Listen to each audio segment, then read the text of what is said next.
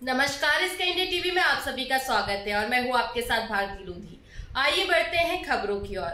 पिछले रात को माल बाजार में राष्ट्रीय राजमार्ग 17 पर रेत और पत्थरों से भरे डंपरों का आवागमन बढ़ गया।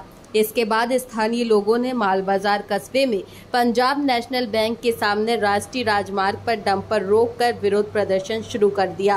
राष्ट्रीय राजमार्ग पर डंपरों की कतारें लगी रही, जिससे आम लोगों को परेशानी हुई। घटनास्थल पर रिपोर्टिंग करते समय कई मीडिया कर्मियों पर हमला किया गया। आरोप है कि मीडिया कर्मियों के मोबाइल फोन छीन लिए गए। यह भी आरोप लगाया गया कि उनके साथ शारीरिक दुर्व्यवहार भी किया गया। इसके बाद स्थानीय लोगों ने जवाबी कार्रवाई की। कड़े विरोध के चलते डंपर मालिक और उसके साथियों को कुछ करने पर मजबूर होना पड़ा। घटना की खबर सुनकर बड़ी संख्या में पुलिस बल घटनास्थल पर पहुंचा। सवाल यह उठता है कि अचानक इतने सारे डंपर कहां से आ गए।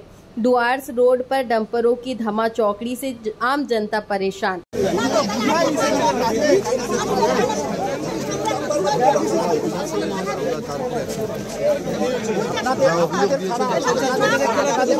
पुलिस ऑफिसर सामने आम शेयर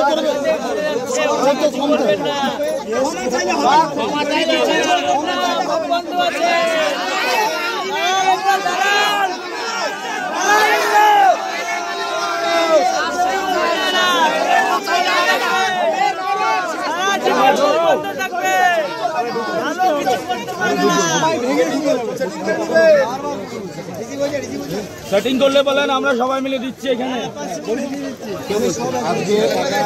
ভিতরে ক্ষমা চাওয়াও না।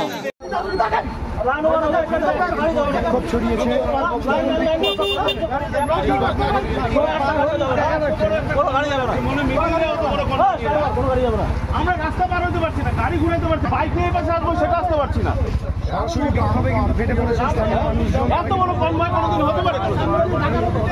মানে 500-র উপরে গাড়ি নিয়ে বেরোচ্ছে, পুলিশ কিছু জানে না। কতক্ষণ থেকে চলছে? আধা ঘন্টা, 1.5 ঘন্টা ধরে আমরা দাঁড়িয়ে আছি, এই পাশ থেকে ওই পাশে যেতে পারছি না। প্রচুর মানুষ মালিক ছিল